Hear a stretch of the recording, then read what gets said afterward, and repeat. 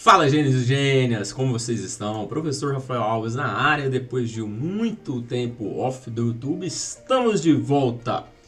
E hoje vamos conversar sobre um post que viralizou nas redes sociais, falando sobre a clássica elevação pélvica mais uma vez. Dias passam, anos, semanas, enfim, e a elevação pélvica continua retornando no cenário com suas diversas controvérsias. Dessa vez, um influenciador bastante conhecido fez uma postagem executando a elevação pélvica e fez várias afirmações, no mínimo, difíceis de se sustentar. Então o vídeo de hoje é para fazer uma breve análise do que foi dito, simplesmente não contrário à pessoa propriamente dito, mas na perspectiva de levar a verdade, de fato analisar o que foi dito e considerar se isso de fato é plausível ou não, enfim. Então eu vou compartilhar a apresentação e vamos fazer algumas análises bem básicas aqui. Então, olha que interessante. Basicamente aqui, de forma até um pouco agressiva, né? Ele diz: parem de questionar e aprendam duas coisas sobre a elevação pélvica. A número 1, a flexão da coluna cervical, ou seja, flexionar a coluna cervical potencializa o foco interno e a excitação do glúteo máximo. Vários pontos chamam a atenção nessa frase, talvez uma das frases com maiores equívocos que eu já li até hoje dentro da área da educação física. Vamos dar um zoom aqui e verificar algumas coisas. Olha que interessante. Quando ele fala que a flexão da coluna potencializa, ou seja, maximiza o foco interno, temos que entender o seguinte, cara, por que a flexão da coluna iria potencializar o foco interno? E a pergunta óbvia, né, que vem em seguida, o que é foco interno de fato? Então, eu sinto muito, mas assim, para falar sobre excitação do glúteo, ou seja, o que ele quer dizer, né, ativação de um determinado músculo, e dizer que a posição da coluna vai influenciar para ativar mais, para solicitar mais aquele músculo ou não, simplesmente é uma falta de estudar o básico, que é o processo de contração muscular. E olha aqui que interessante, pessoal. Contração muscular, ela tem a sua origem no sistema nervoso. Então aqui nós temos um neurônio motor, ou seja, uma célula nervosa. O potencial de ação então percorre o axônio, conforme vocês já sabem, chega na junção neuromuscular. O potencial de ação percorre os túbulos T, libera cálcio do retículo sarcoplasmático e a partir disso o sítio ativo é exposto e os filamentos de actina clopocons de miosina, permitindo então a contração muscular. Olhando essa imagem, claramente você pensa, né, de forma lógica e fala, cara, como que a posição da coluna pode mudar esse processo? Não há possibilidade. Sabe por que não há possibilidade? Pelo simples fato de uma anatomia básica. Olha aqui que interessante, pessoal. O potencial de ação percorre toda a medula, e não importa se ela está em flexão, em extensão, de qualquer outra maneira que eles possam vir a falar. Isso não vai interferir na comunicação do potencial de ação aqui através da medula. Então é algo muito racional de se pensar, caramba, se a coluna está em flexão, está em extensão, não muda em nada. O potencial de ação vai percorrer o axônio da mesma forma o impulso elétrico vai chegar à fibra muscular, o que vai determinar se vai ser menos ou mais impulso elétrico, a magnitude, a frequência, são outros fatores e não a posição da coluna. Caramba, isso é básico, é lógico, então aquela afirmação ela é completamente errada. Aí um outro ponto que vem à mente, né, o que seria o foco interno? Já é outra perspectiva que ele afirmou. Existem dois tipos, né, na literatura, o foco externo e o interno. O externo, para vocês terem ideia, quando está se executando, por exemplo, um supino, o foco externo seria pensar e manter a atenção na carga que está sendo levantada. Então, olhar para as anilhas, para a barra e manter o foco nesse aspecto. O foco interno é quando você pensa e mantém-se a concentração em determinado músculo. Então, vamos supor que no supino, você execute o supino pensando e tentando fazer com que o peitoral ative mais, mentalmente, tá? Isso seria, então, um foco interno. Aí, claro, que aquele post diz que a flexão da coluna cervical, que você já sabe que não faz o mínimo sentido, ia potencializar esse foco interno. Ou seja, ia potencializar para ele pensar no músculo-alvo, que, pelo que eu entendi aí, é o glúteo máximo. Só que quando a gente vai na literatura, realmente fica difícil defender o foco interno. Existem vários estudos, aqui tá os mais clássicos, e todos eles apontam a mesma coisa. Então tem um, por exemplo, aqui de 2015, o que ele fez? Ele recruta 18 homens jovens, treinados, coloca essa galera para fazer um teste RM para achar a carga apropriada para fazer o estudo. 48 horas depois, essa galera volta para a segunda visita e a sessão experimental, ou seja, quando eles vão de fato treinar no supino.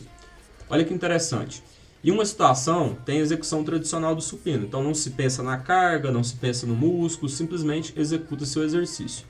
Na outra situação, tenta-se manter o foco no músculo peitoral. Então os voluntários são instruídos pelos pesquisadores a pensar no peitoral durante toda a execução do supino, com a perspectiva de tentar aumentar a atividade eletromiográfica do peitoral.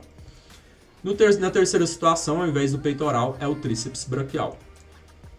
Então, olha o que eles fazem aqui. Eles pegam e executam 3 repetições em cada intensidade, de 20%, de 40%, de 50%, 60% e 80%. Já no primeiro momento, você tem que pensar o seguinte, cara, 3 repetições, seja com 20%, com 40%, com 50%, com 60% e até mesmo com 80%, é uma série completamente submáxima. Com 3 repetições, é uma série que não é feita usualmente na academia, não é uma série utilizada para hipertrofia muscular. Ninguém coloca uma carga de 80% de RM e faz só 3 repetições. Quanto mais de 60%, de 50%, de 40%, de 20%. Então, já o primeiro momento que temos que pensar é isso. É algo que não reproduz o que é feito nas academias. E olha o que eles encontram de resultado. Olha que interessante. Quando eles analisam, então, a atividade eletromiográfica do peitoral, pensando na perspectiva do foco normal, sim, uma execução normal, regular, com foco no peitoral e com foco no tríceps. Então, o quadrado é foco no peitoral, o triângulo é foco no tríceps e a bola, pelo que eu estou vendo aqui, é o foco regular, ou seja, não se concentra em nada.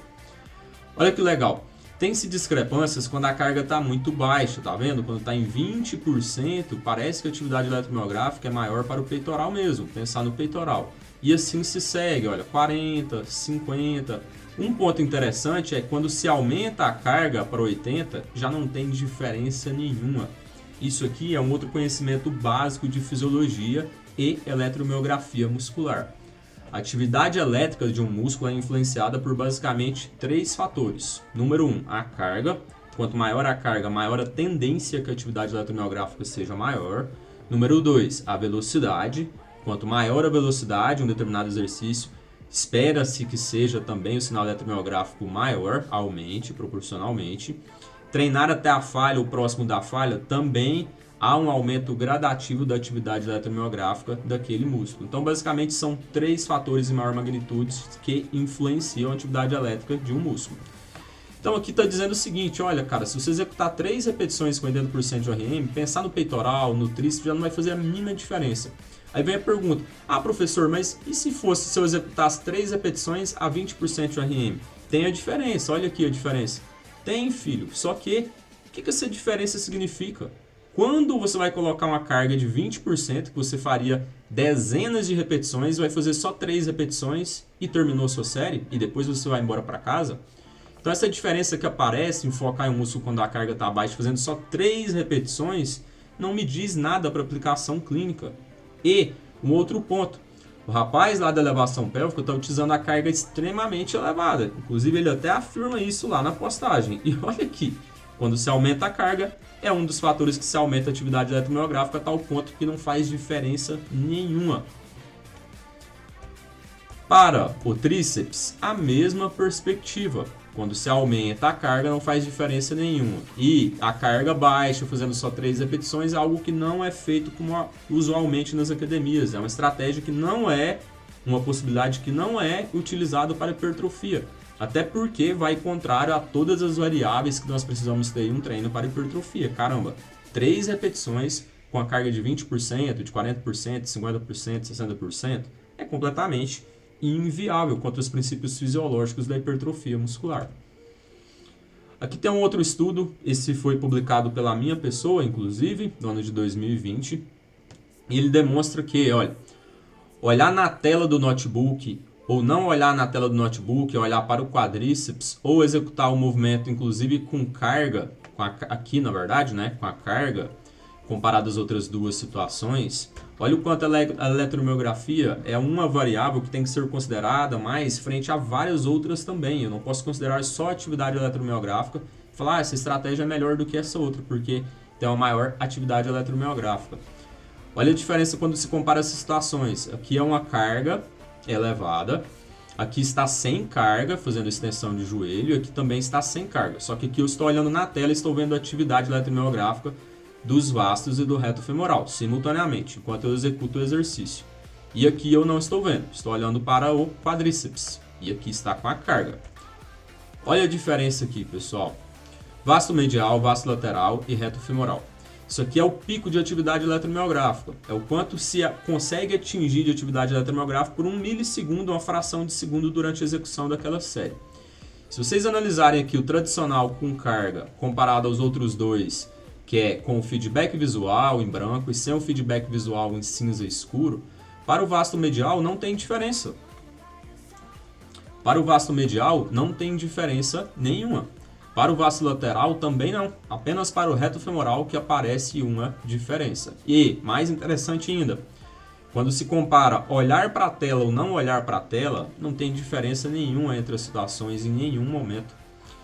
E aqui quando se compara a média, é claro que a carga sobressai, tá vendo? O pico é praticamente igual aqui para vasto medial e lateral, mas quando se compara a média, quando se treina com carga elevada, a atividade eletromiográfica é maior. E mais uma vez, volta naquela perspectiva que é um dos 3 fatores, tá? Da carga. E aí vale ressaltar o seguinte, ó. Esse estudo é bem interessante porque ele nos diz claramente que ficar olhando para a atividade eletromiográfica, pensar ou não pensar no músculo, não vai fazer sentido no final de uma série. Esse estudo é de 2015, ele comparou a atividade eletromiográfica do quadríceps, ou alguns músculos do quadríceps, com 80% e 30% de uma carga. E o que ele encontra? Aqui nós temos a série 1, série 2 e série 3. Se vocês observarem bem, na série 1, quando se treina com carga elevada, olha a diferença da atividade eletromiográfica dos 3 músculos. Com carga é muito maior, é nitidamente maior. Por quê? Porque é um fator que aumenta a atividade eletromiográfica. Só que, olha, entretanto, ó, mesmo com carga baixa, com 30%, conforme se vai se executando séries, vai aumentando a atividade eletromiográfica. Por quê? Porque as primeiras unidades motoras aqui vão entrando em fadiga e vão, obviamente, recrutando outras, mesmo com carga baixa.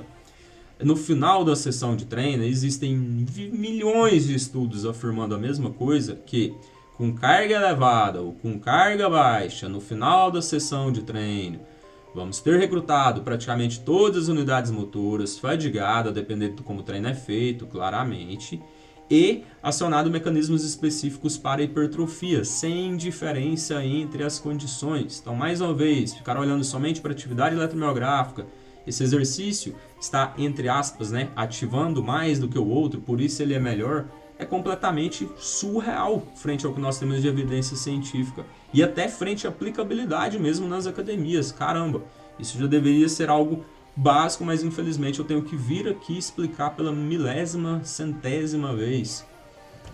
Aqui fica mais claro ainda, ó, com carga elevada, recruta-se várias unidades motoras simultaneamente, a depender de como a sessão se segue, todas entram em processo de fadiga, todas sinalizam para vias específicas de hipertrofia, comparado com carga baixa, que apesar de recrutar poucas unidades motoras, ou seja, a atividade elétrica ser menor nas primeiras séries, no final da sessão de treino, com séries subsequentes, todas vão ter fadigado, sinalizado para hipertrofia também, sem diferença.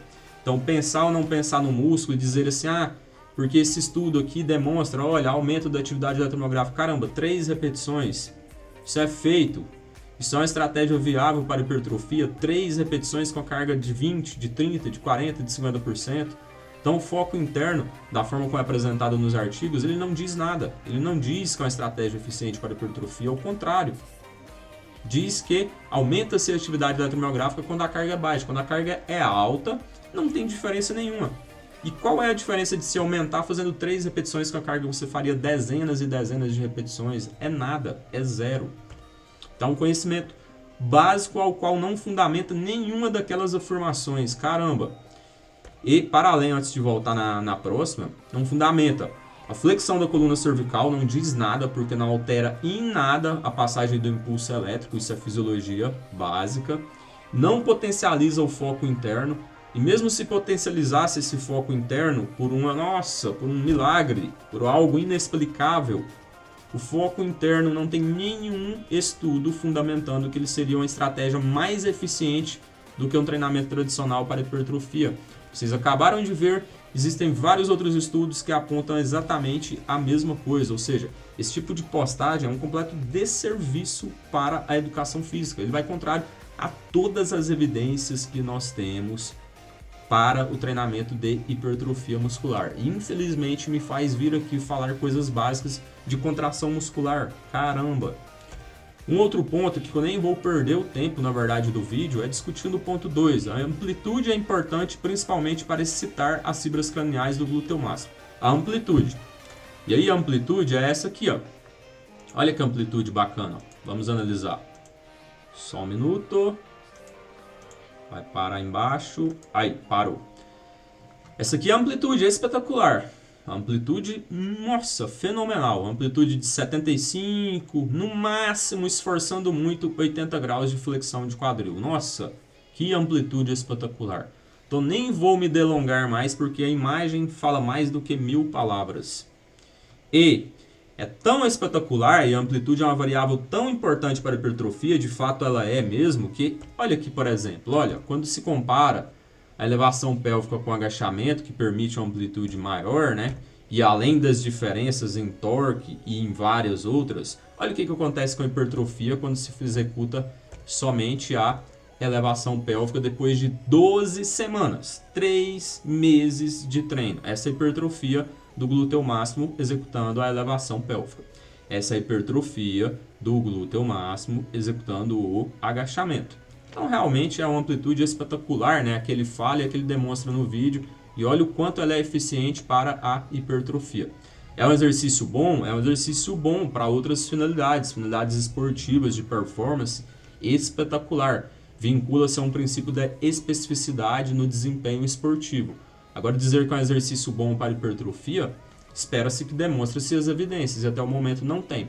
E se assim estiver, daqui a um tempo, se surgir vários outros estudos robustos, diversos, demonstrando o contrário, serei o primeiro a vir aqui falar para vocês. Não tenho nenhuma bandeirinha de levantar, esse é melhor do que esse, e eu sou do grupo X dos professores. Não tenho nenhum problema quanto a isso. Vou vir feliz e passar a informação verdadeira, e não essas farsas, conforme essa postagem que é um desserviço para a área do treinamento de força inerente à hipertrofia muscular. São mentiras do começo ao fim. E realmente perde-se a credibilidade à profissão, porque quando se fala coisas que não são fundamentadas, demonstra-se para todas as outras profissões que, de fato, parece que nós não estudamos. Nós não queremos estudar. E isso é extremamente ruim. Eu espero que vocês tenham gostado da análise imparcial. Não coloquei o meu ponto de vista, apenas demonstrei as evidências e os resultados dessas evidências. Se você curtiu, faz o seguinte, clica para se inscrever no canal, envia esse vídeo para seu amigo que precisa dessa informação para todos os seus colegas da educação física. E eu garanto para vocês que eu vou voltar a ficar ativo agora no YouTube, porque eu não vou ficar calado. Bora para cima!